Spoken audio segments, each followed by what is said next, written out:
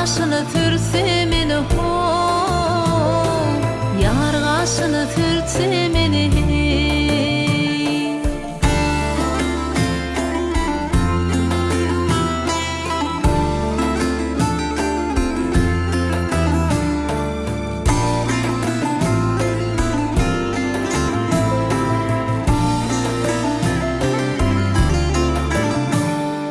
Garıcı oğlan uşak olsam, garıcı oğlan uşak olsam,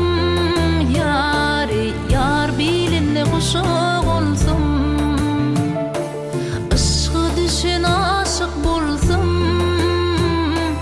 ışkı düşen aşık bolsam, yar yürügü alsa meni ho,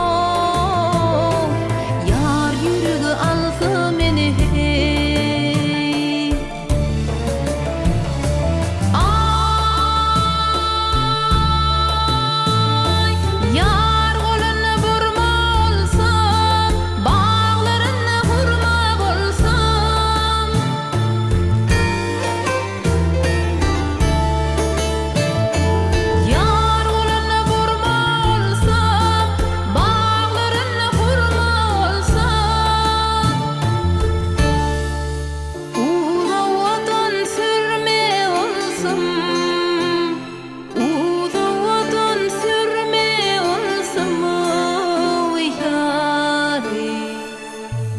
yar gaşını türse meni ho,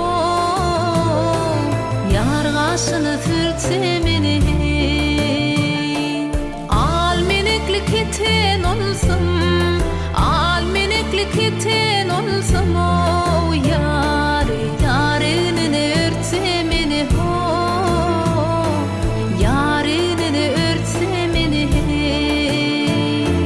yar gaşını türse